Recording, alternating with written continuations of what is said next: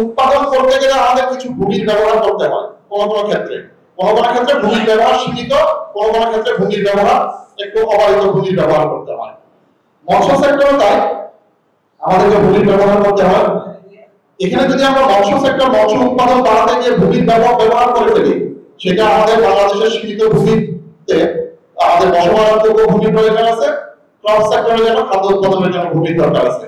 আমি কখনো একটা দেশ বা আমরা সমৃদ্ধশালী একটা বাংলাদেশ, আমরা একটা মৎস্যের সমৃদ্ধশালী আমরা কখন হব? যখন আমরা সচেতন হব। আমি অনেক কিছু দেখতে পাই, আমরা তো সমুদ্রে কাজ করি, নদীতে যাই, আমরা অনেক সময় জাল, অবৈধ জাল, অবৈধ এবং মৎস্য আহরণ এগুলি আমরা দেখাশোনা করি, আমরা করতে হবে বের হই। বাঙালির একটা আলাদা একটা ভালো লাগা আছে। আমরা যেমন মাছ খেতে পছন্দ করি, মাছ ধরতে পছন্দ করি, এবং তার চেয়ে মাছ ধরা দেখতেও অনেক পছন্দ করি। যেখানে মাছ আমরা ধরা হয় দেখবেন যে ভিড় লেগে যায়। মিশরে যারা মৎস্যজীবী আছেন তারা খেয়াল করে দেখবেন আপনারা কিন্তু একটা স্যাচুরেট অবস্থায় চলে আসছেন। আপনারা পুকুর থেকে যে আপনারা যে চাষ করতেছেন, সেখান থেকে যে মৎস্য উৎপাদন করতেছেন, এটা অনেকটা আমরা যদি পানির মধ্যে চিনি গুলোর মতো যদি চিন্তা করি, আপনারা চিনি গুলাইতে গুলাইতে এমন অবস্থা আসছেন আর কিন্তু চিনি গুলবে না। বান্ডেল থাকলে প্রতি সেনমানিতে টাকা বাঁচবে। বিকাশ সেনমানি বান্ডেল কিনে জিতুন প্রতি লেনদেনে। এত অধিক ঘনত্বে আমরা মাছ চাষ করি যে আমি মনে করি যে পুরো বাংলাদেশে এটা একটা মডেল, যে মোহরি প্রজেক্ট একটা মডেল।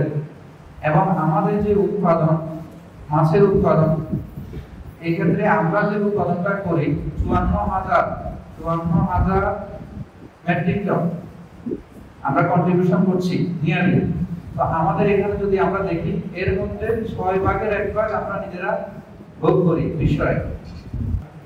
যদি আমরা দেখি যে আমাদের ব্যানারে আছে অভয়াশ্রম গড়ে তুলি, দেশি মাছে দেশ গড়ি, অভয়াশ্রম গড়ে তুলি, দেশি মাছে দেশ গড়ি, এই স্লোগানকে সামনে রেখে 18 তারিখ থেকে 24 তারিখ 7 দিন ব্যাপী আমাদের এই জাতীয় মৎস্য সপ্তাহ উদযাপিত হবে। জাতীয় মৎস্য সপ্তাহ একটা সচেতনতার নাম। প্রতি বছর আমরা সপ্তাহব্যাপী এই উদযাপনটা করে থাকি। এখন পর্যন্ত মৎস্যটাকে কৃষির ভিতরে রেখে দিয়েছে। মৎস্যটাকে সরকার এখন পর্যন্ত মৎস্য শিল্প হিসেবে স্বীকৃতি দেয় না। শিশুদের মস্তিষ্কের বিকাশ এবং হাড় গঠন, এবং আমাদের বড় হলেও যদি সেটা আমরা নিয়ে আসি, প্রাপ্তবয়স্কদের ক্ষেত্রে আমাদের হাড়, দাঁত, চুল, স্নায়ুতন্ত্র সবকিছুতে যে একটা ভারসাম্য রক্ষা করে, সেই ভারসাম্যের জন্য আমিষ জাতীয় খাদ্য খুবই অপরিহার্য।